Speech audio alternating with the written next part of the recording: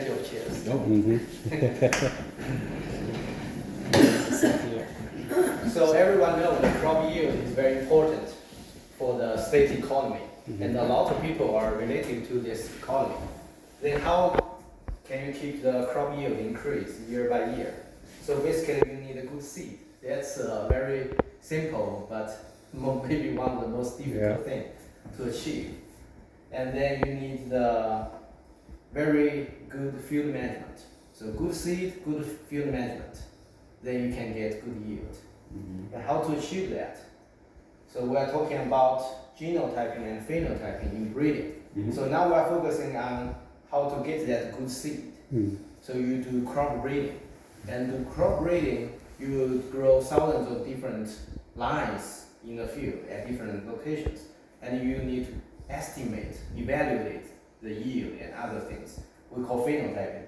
And then right now the molecular biology has so advanced technologies. Then you can do genotyping, basically get the genetic and phenotypic information together and do bioinformatics, and then you can leverage most of it. What you're saying is we can take what used to take a man like Tom Hogemeyer a lifetime. You know Tom? I don't know him. He's considered to be, you've probably been around him? Oh, yeah. So is it fair to say that he's probably done more good research in his head and on the ground than most operations in the state? Probably the most locally focused, Yeah. I've actually walked his ground as his consultant Okay. on the ground. So Yeah. I'm watching for this stuff, but what I'm hearing you say is you're jumping faster than what Tom did. I hope so. Yeah, I will Yeah, double I check hope with so the too. name. How are you from? Hello. Hello. Hi, everybody. Welcome. Hi. Sorry I'm late. No Nice problem. to see you Problem. again. Yes. Hi, Mike. Williams. Mike? Yes, Yes, yes, I see the this is video. my wife, So, Tom. thank you. She's along for the dinner afterwards. So, Want to sit down with us, teacher? Yeah. I can stay, I can come anytime. So basically we are doing phenotyping here. So this is a phenotyping facility. We call it high throughput phenotyping facility. Because when you see breeders, they send out teams, maybe 10, 20 people into the field and with the notebook. And you just score which one is better, go to next breeding round. But this one, we want to automate this process, use modern sensing technologies. So this is what high throughput phenotyping basically use every possible way to speed up and automate the phenotyping process. So UNL have different scales of phenotyping facility. So we are here, the field phenotyping facility. So from lab to greenhouse to field. So it's all connected. now, go back. Just for my wife's education. You see the pink color in there in that greenhouse? That's the point that we turn to go on to innovative campus to go to our 25th year of Nebraska volleyball. So we come down. You will drive by, Right by the Yes. greenhouse, yes, I just want to. maybe half a mile. Oh, right. well, no, Even less than that. we're from here to the road, well, even closer. Yeah. When we go I by. know that. So we Yeah. come in and go Yes. north to park, yeah. Yeah. So that's what the inside looks like there. Okay. Yeah, that's a supplementary light. Yeah. When the solar light is not enough. That's the same color that we have downstairs germinating our seeds. So then, here we have four main components of the system. The first one will be the sensing platform, which you already saw in the garage. So that's a thing just in the air, suspended by 8 cables. And we can program it to move to anywhere we want. Basically, if we have 10 TAF plots, we will program it. It will go maybe 1 meter or 5 meter or 10 meter above it and take a lot of data, go to next TAF plots, and we can come back in the same day. So that will take basically a big data set for the TAF. And the second component will be the winch and the pole. This is a winch system, use cables. So it has pulleys to change the direction of the cable and it has the mechanics to do the precision So the control question, of the the question condition. is, Yeah. did you teach the football people how to do this, or did they teach you how to do this? It comes from football games. Okay. This is the building, the control center, the third component. So I can work here, so I can all communicate with the sensors and the control. This is the control table. And this is the irrigation house. I mentioned to Mike, we have the subsurface irrigation system, which is unique. We divide the whole acre into 130 zones or plots. So each plot can be applied at different depths of irrigation water individually. So that's good for irrigation or drought tolerant research.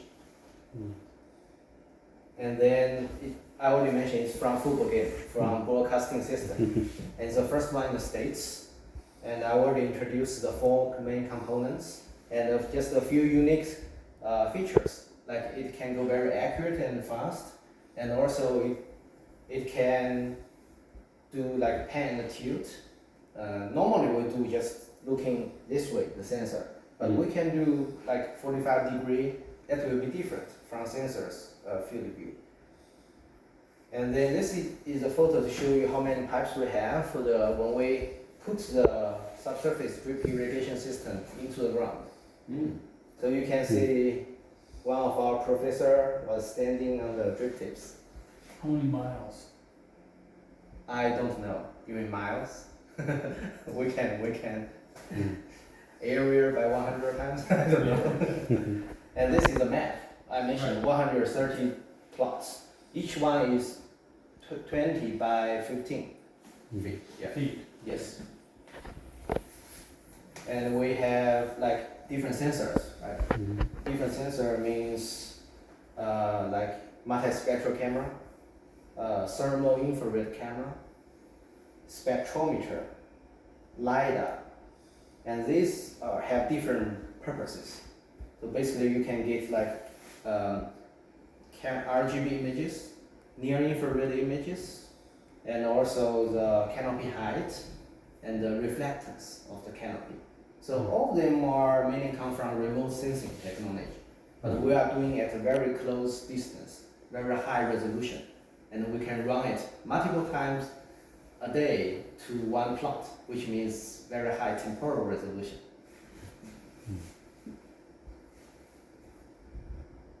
And this is some sample images, like the thermal.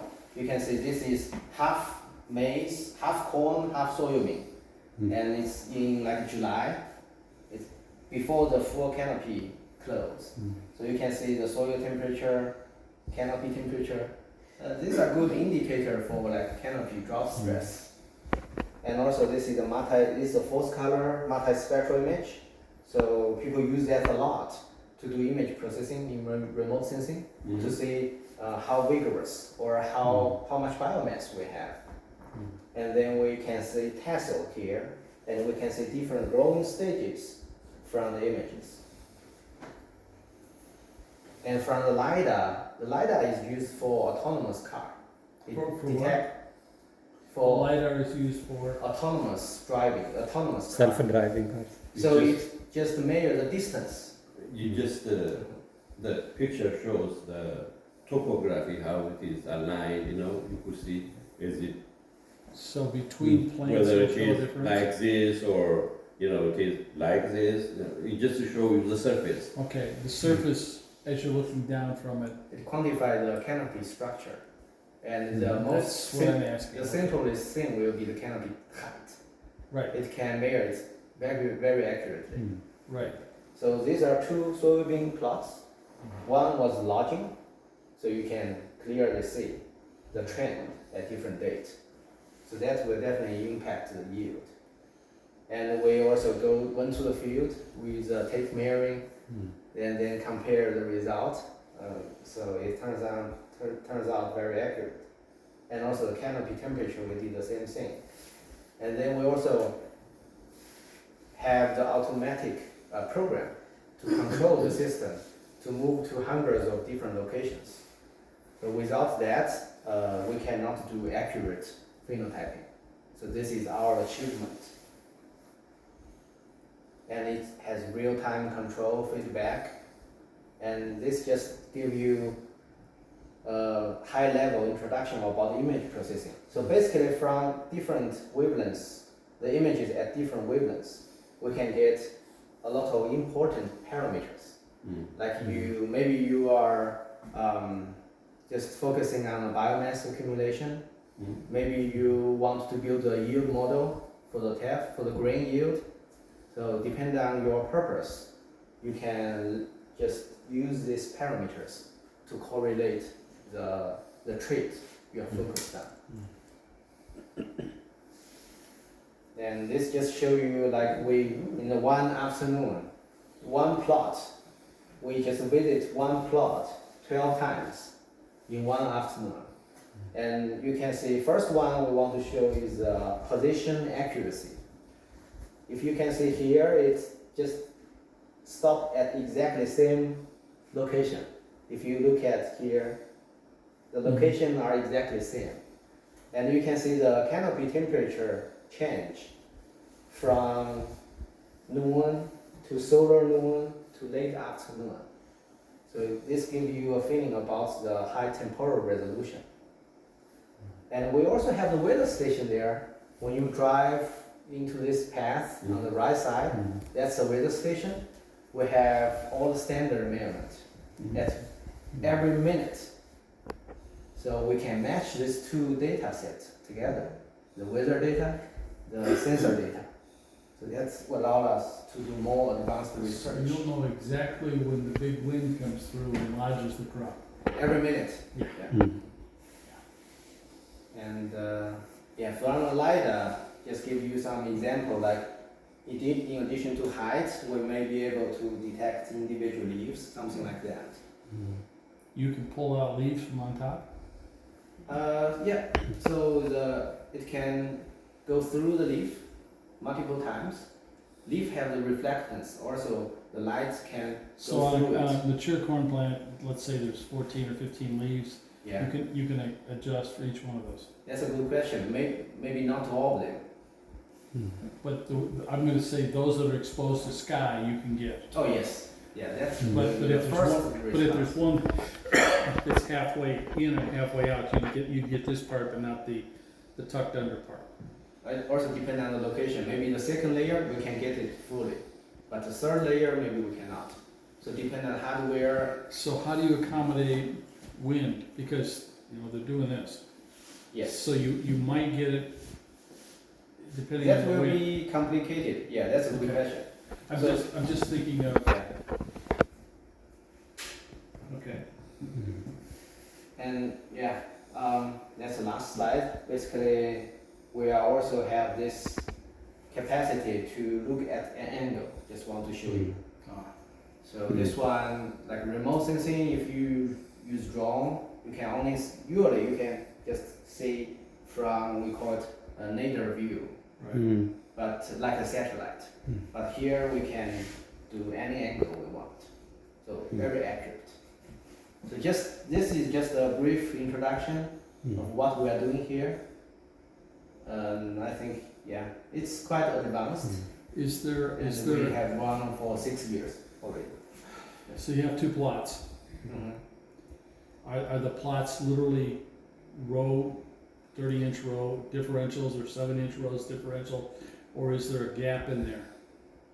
You mean From height plot A to difference? plot B, is there a gap between them or are they side to side? Side to side. Okay. But we can tell. We will just position. We record all Right, the position. yeah, The reason I was asking is because if there was a gap in there might be some information here that you can't get over here because of the, I see. Yes. I'm just thinking of, The angle. yes. so- Because you can see the stem from there. Right, because when I'm walking a field, I went under the pivot track and what I'm seeing and then in 4 or 5 rows. There's a Yeah. huge difference in what I'm seeing. Yeah, it's true. Yeah, okay. That's it. So what is the experience in connecting with the farmers around here? Like You mean- tell us some of your stories, how the research you do this is connected with the farmers. You mean how our research connect to? Yeah, how do you support How can real we help farmers the like people who crop do production? Yeah. Okay. Are you things that you've discovered this year will not be out. Let us say that you find a new genetic pool that's Okay. really good. Yeah. And right now, I know that we typically would get the seed, then we'll run it to Hawaii, or we'll run it to South America or an island. So we can get 2 expansions, maybe 3, if we have a hot one. So you're looking at 2 to 3 years. If they found something that was just astronomical, I would say 2 to 3 years at the earliest that it could be out in the ground. So my major is engineering. Okay, Mhm. I'm not a breeder. Mhm. So our facility users are crop breeders and also ag engineering. So basically, it serves different purpose for the experiment. For the TAF experiment, you guys have your objective. Yeah, we have an So aim. that Yes. will be Totally different. But to answer your question, like in addition to the breeding, we can provide the data to the facility user. We also do irrigation or field management experiment. That one, our methodology or pipeline, the data-driven pipeline, can help the production, the farmers. So in the future, we hope this kind of method, how to do irrigation scheduling, how to detect nitrogen deficiency, this kind of thing can be transferred to the production side. Let me ask a question of you. We've got a 20 by how many feet? 20 feet by 15. I heard what you said earlier about if corn is here and we're here, you don't want us to take ours out because it might influence the outside edge of the corn. More sun, more air. Right. So the question is, if we had a 20 by 15, is it, if we wanted to determine biomass, could we come in at X feet so we don't interrupt the other guy over here and pull out a piece of material for biomass? We could do that. Yeah, I mean, as long as you're not taking 10 feet by Yeah. 3. If you're taking a meter by whatever, Yeah. it's not going to do that much. But, and then, so we just need to make sure there's a buffer between us and whoever is next door. Well, see, most, 15 by 20 gives us 6 30-inch rows for corn and soybeans. We typically don't do that much with the outside rows anyway. We're focusing on the 2 middle rows for Got most it. of our imaging. Okay. So there's already a built-in buffer within Okay. each plot. So I don't know if we want to do that, but that may be becoming a discussion Yeah, later. that's a And that- very good question, because the corn grows yeah, very high. it'll go 5 and, feet. And you're gonna have Traffic some on the edge ground. effects push if you are adjacent to corn, because you're gonna have shade. That's Shit. right. Really responsible for getting the imaging, right? All the medical measurement, we will be responsible for that. And Dave, you're gonna be planting, right? If I overstate, please point it out. I will. Yeah, you do planting and you do a little bit of weeding sometime, right? Well, I usually do all the spraying. Spraying. The issue that we have out here is, think of this as more like a garden than a Drift. field. Yeah. Yeah. So you've got drift issues, and since about the only options you have are 2,4-D Banville, some other, Yeah.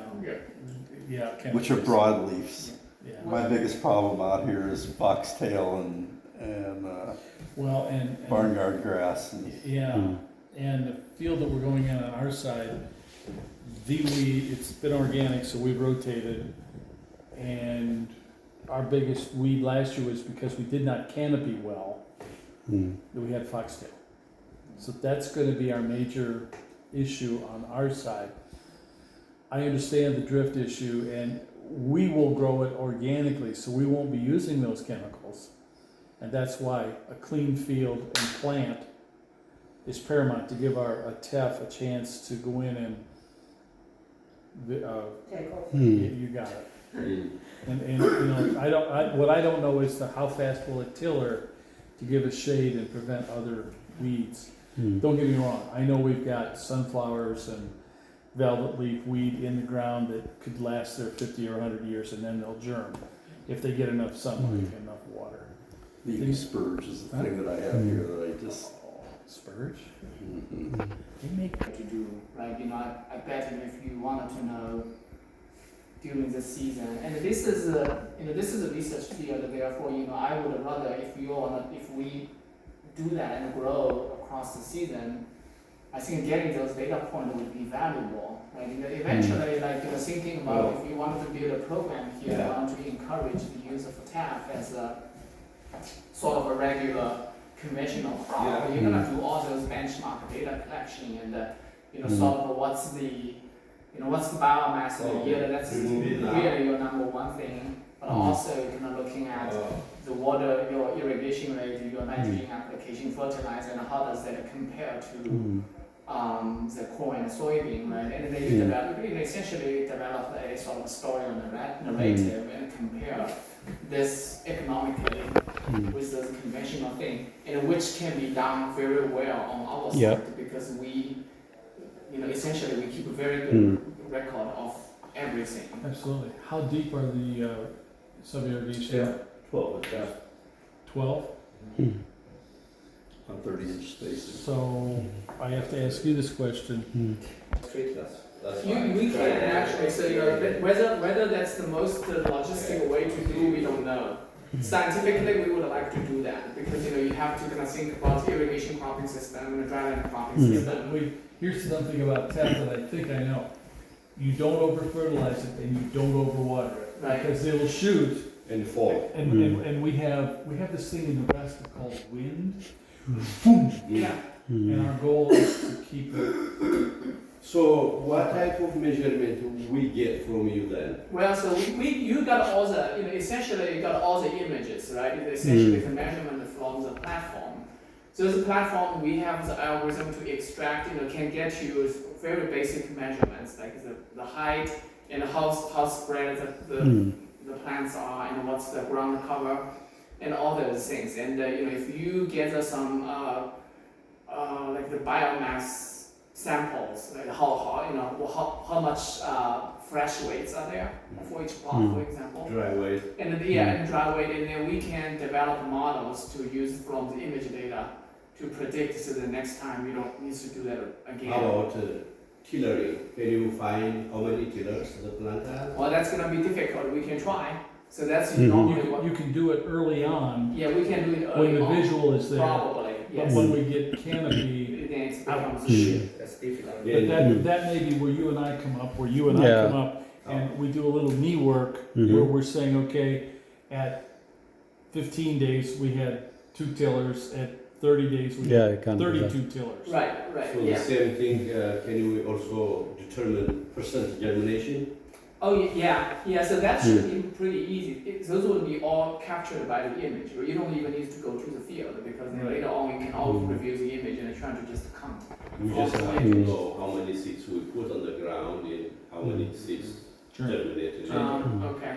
Oh, but I love striding and saying, well, I should get 6 and I got 5. I do that all the time. Yeah. Because this is different from corn, right? It's not like, obviously, when they come out with the little seedlings. I have more questions than they have answers. But I like the idea that they can come up with answers, and we may come down and visit it and do tiller counts, an elevation.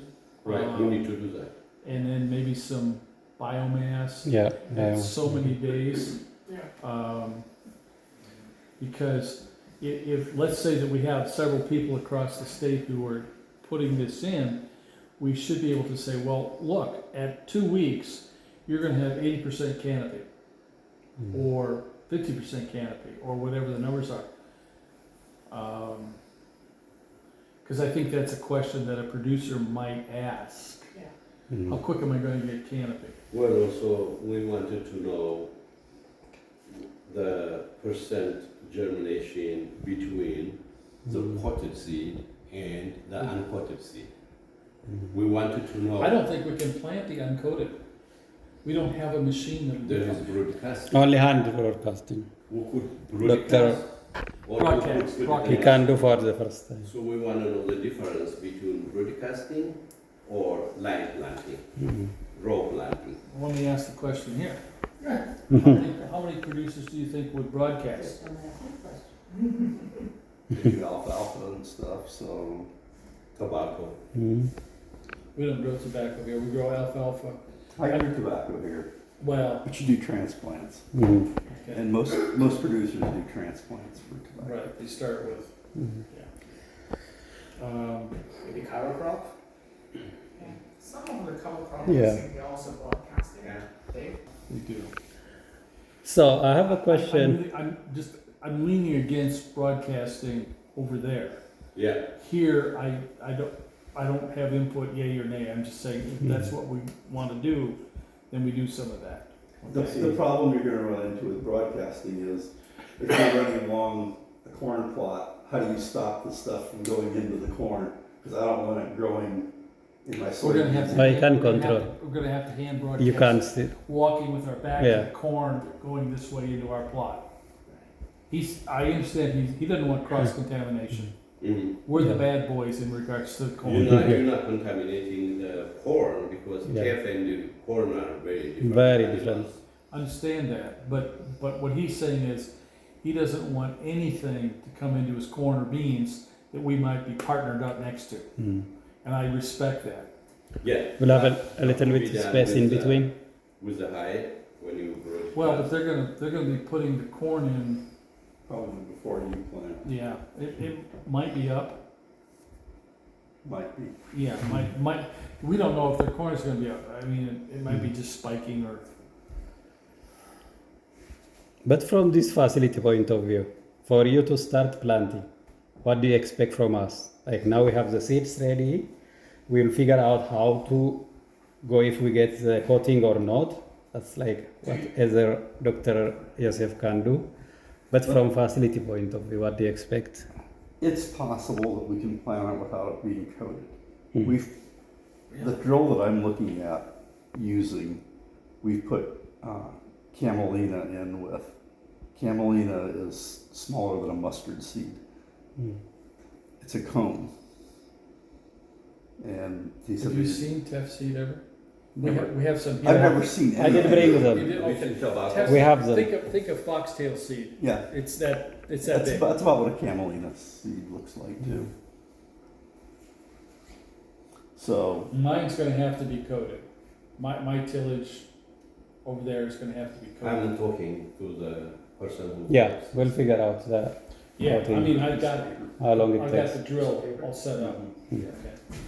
So, Now, let me ask the question, how do you harvest, if we wanted to harvest for seed, with the size of what we have, I'm guessing that we would be smart to come in and hand harvest versus trying to run it through a machine. okay, that's the next issue that was on my list is, we are a BQMS site.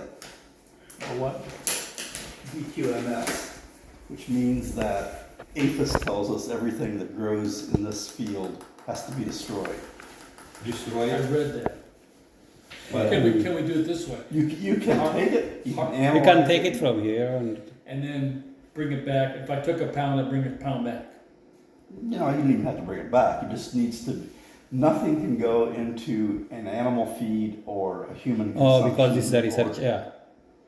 I don't like it, but I accept it. Mm. I understand regulations.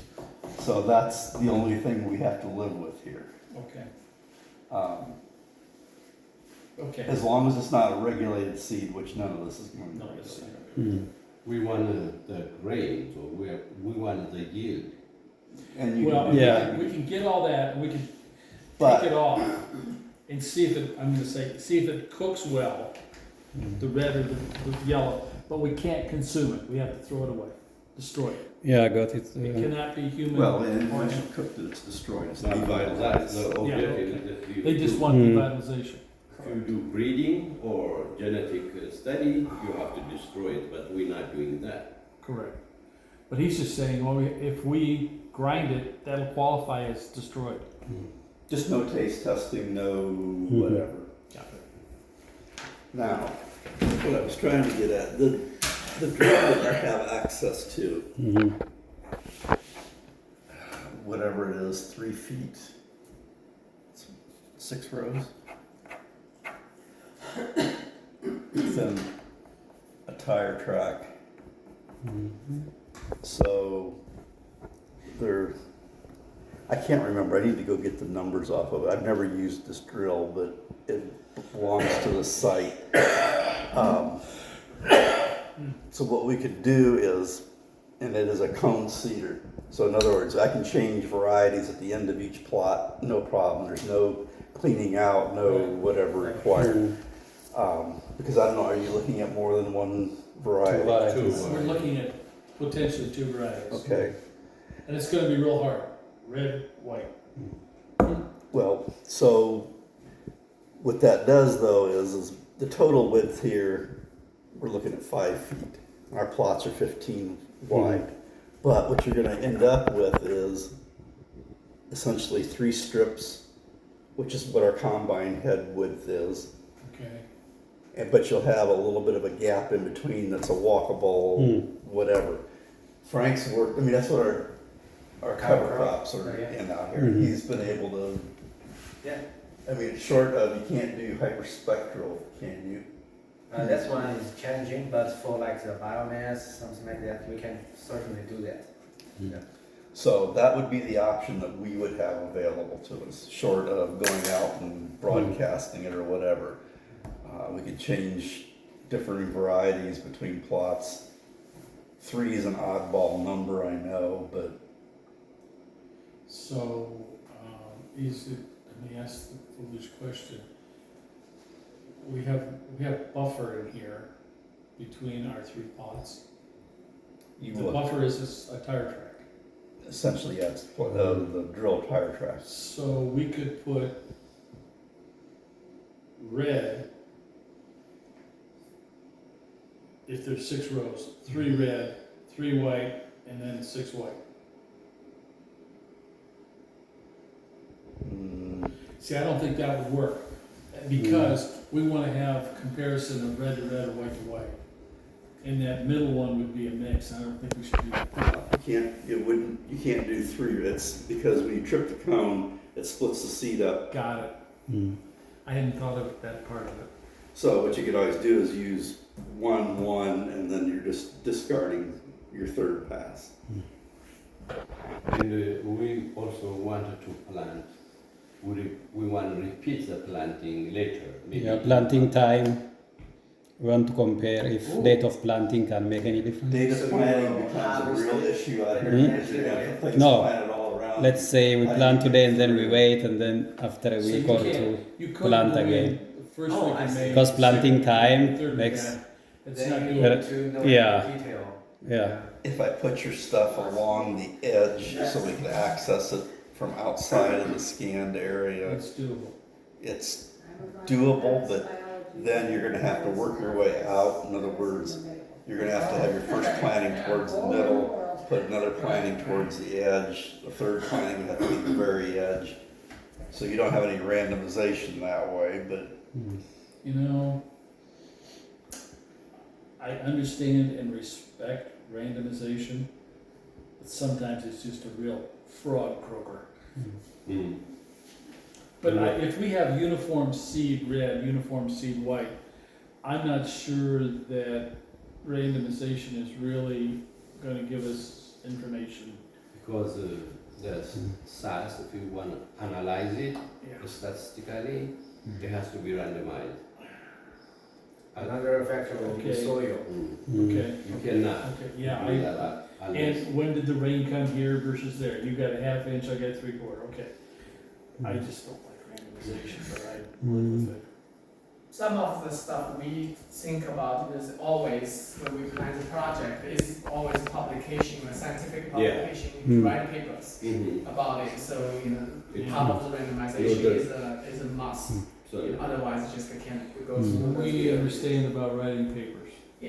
Yeah, well, eventually you want to, because that's the way how They, you, they do, yeah. also gets to the extension publication and the Right. people knows about it. Yeah. and if we want to get a grant about it, we need to have valid Understand. data. So, I'm going to just say, you get to do most of that to make sure that I don't screw up. Yeah. But let me give you an example of why I'm struggling with randomization. I will tell you all that my wife has dementia. There are 2 materials that are FDA approved for infusion to slow down the process. You can't stop it, you can't back it up. There's a third one where they're doing non-infusion, but they're doing ear and eye stimulation to enhance the roadway for the brain. My wife is excluded. Okay. Fairly easy. That's why I was surprised you got it. Because I've been digging on it and I can only get one red. I can't get a name of the second red or even can't even find a white. So when do we plant? I think that's a function of soil temperature, and I would like to have at least, you're gonna start planting corn at 55, 58? I plant when I get the seed and get, the biggest issue I usually end up having is whether or not, because in order to line up on our drip tapes out here, I have to have a tractor with RTK GPS on it. Well, that's in Lincoln this week, and maybe we'll get it back up here next week. And So the second or third week in May is early for you? yeah, pretty much. 24th has been a Okay. pretty typical. Which would not be a problem for us, because our soil temperature, I'd like to have it at 60, because this seems to work. Your country, do you ever get colder than 60 degrees Fahrenheit? It depends from Oh, elevation. elevation. So, and we can monitor, they can tell us when the soil temperature is here, and, you know, I think that that's a question. What was the other one? Yeah, when do we plant, and also what's expected from our side? What should we prepare? Well, These practical things should be clear, so that really we go to operations. Well, I At think- least from the facility side, we need to be clear I think about. that we've talked about if we could get an edge, hallelujah. I think we've talked about the ability to come in, and if we don't get an edge, we don't get an edge. Can we come in and take bioassay, wet and then dry mass at what periods of time do we want? And you're gonna have to tell me elevations, is that what we wanna pull stuff out? Or when we see first seed production, is that when we do some sampling? Well, yeah, you have a good question. If the purpose is for forage production, we want to know the biomass. If our goal is for seed production, ultimately we want to get the yield. Seed is number one, right? I think we have to do both here, Yeah. but over there, obviously I've said I wanna go seed Seed. if we can. You go for seed, and after harvest, then you will have your forage. Correct. Yeah. And then the question is, what's the best time in the growing season to harvest to get maximum forage nutrition? That It's green, right? depends on how the crop start senescing, producing the seed, and the yield is ready to harvest. So- That based on our vision, we go check it out, the seed. Typically, just before the seed. The green is While it's green, Before it right? matures is the best time for nutritional forage. Yes? for the forage, yes. Yeah, for the forage. Yes. So we would need samples for forage prior to seed senescence. Yeah. And then, After that, I don't see a problem with that. no problem. And then that may be where one of the third panels is the sacrificial, Yeah, so that we the come in. forage one. So Right. Maybe let take us say sample. that panel one is white, panel two is red, and then panel three, whichever one we Both. want, but we're gonna be doing the forage issue question. And then the question is, how often do we cut it once? Do we cut it? Well, if I understood you earlier, we cut it once, and then assuming we get a rain, there'll be a second crop, and then we could do it at, I'm gonna say September 15th. Yeah, I saw in the literature you could harvest 3 times in a year. Yeah. Yeah, That this is means sure. 2 rains. Yeah.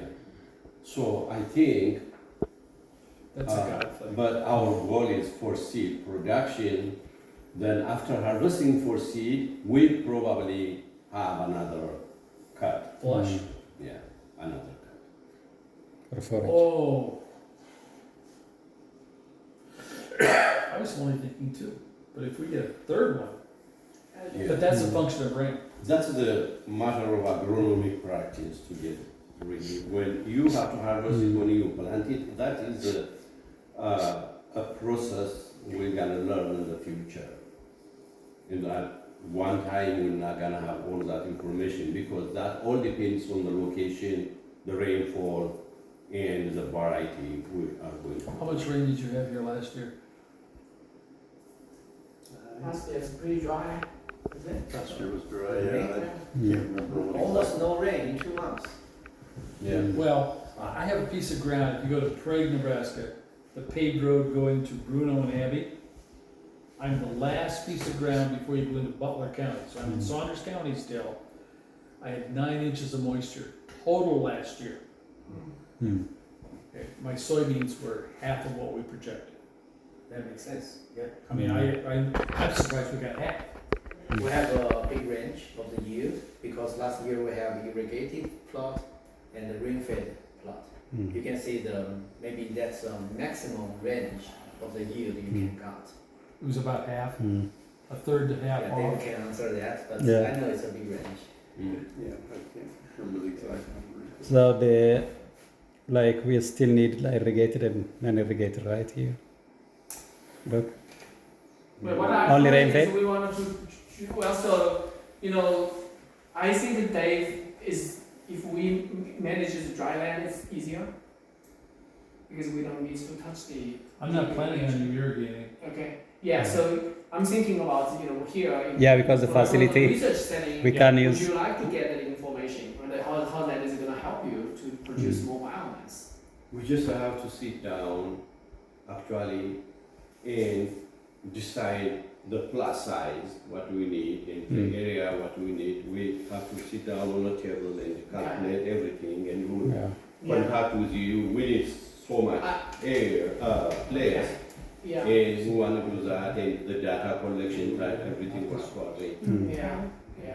When I was training One way we can do is probably Dave, we can start with something and we can, think this is probably scientifically, Couple logistically of the making creatures, most wind sense, burn. and then we can get that to you and you look at it and say, no, this is not really possible, or yes, this sounds great, and then we can go from there. I'm talking about here, this, because we always, research has always been in our mind, right, and then, but for the, if you wanted to build a program grown up, and it's like later in the season we got a strong wind here, we can even measure lodging. So we can quantify lodging, right? Some of the soybean that we had in the early years that we can see it gets tall and then wind comes and knock it over. And if that's the same thing for the tank, we can do that too. Sunflowers are down too. How is the forecast for rain? Do you know how they coming 2 or 3 months in relation to rain fall coverage here? It's a guess. Only guessing. You notice the emails that I was sending out, I said Yeah. the dog was following me and my knee hurt. And my point being that the weatherman doesn't have a clue. He really doesn't. I mean, and I saw the clouds come up and there was thunderheads over here, but they didn't come far enough, did they? Yeah. They just kind of formed and then they drifted the other way. But, if the wind had just been differently, it could have pushed all the way up another 5 or 10 miles and we could have been out here soaked right now. At least because of this facility, we need 1 plot with irrigation. So that- Just because of this very good facility, the irrigation advantage. Capacity. Because I've seen some farms that use irrigation and here in US for forage Only production. through the subsurface drip Yes. irrigation. You and I So walked- still some details that needs to be worked out. There's Yeah. a Yeah. lot of detail. Yeah. So don't be bashful, send us a note that this needs to be worked out or this is Yeah. what we Yeah. know. Yeah. All research. I think right, so this is research, so at the end of the day, Dave is gonna do his best guess on everything, right? Yeah. Okay, this is the Even if it soybean didn't go area very down well, Yes. first time, Absolutely. right, Absolutely. yeah. Hope it will go well. Oh, and no, we can no, get this some is the nice south side data of the field. out of it. This is Yeah. Yeah. north. Okay, So it's like this. Right. To a lot So of I've got the, 9 plots so of you soybean see our last year. in destructive every section Mhm. over the season. Yeah. And only leave one for the full Maybe just final harvest. Right. Yeah. use maybe 1 meter by half a meter area to do the sampling. Yeah, Sampling. I don't know if these guys are Across the So field. so that you can see where Because we you would get the try biome and stuff. really severe Yeah. white. Or we could put it in row. In rows. Yeah. Okay. All right. So yeah, we can discuss it. Yeah, we decide Yeah. that when we sit down and Desire put it in the, Yeah. pen, Right. then we'll design the area and we'll bring it to you. Yeah, well, you're right, and if we find out really we cannot accommodate so many In the late plots, 70s. then I had you will have to prioritize. We'll Which one prioritize. is most, what really Yeah. want to know, Yes. right, which one is the second. Yeah. Yeah. And it's So just that one will that is be going to be. appropriate for the statistical analysis. We have to replicate what we Separate can do. event. We have to replicate it. We need to Replicate. And randomize. So we need to do, website. Oh, it's also. we have 3 of these, right? So we need to do replications But of it's all different 3. today, different And it events. has to be randomization. So Do we need 3 theoretically, replications for each? randomization, so these 2 could be red, but Before the red would be down here Not then. all of them. Is what you're saying with randomization? Yeah, we just have to mix it or randomize it. That's what I'm saying. So theoretically, we could have all red, but it could be red, white, red. Yeah, we'll have whatever comes from Okay, the I don't have a container. So all we're gonna say is,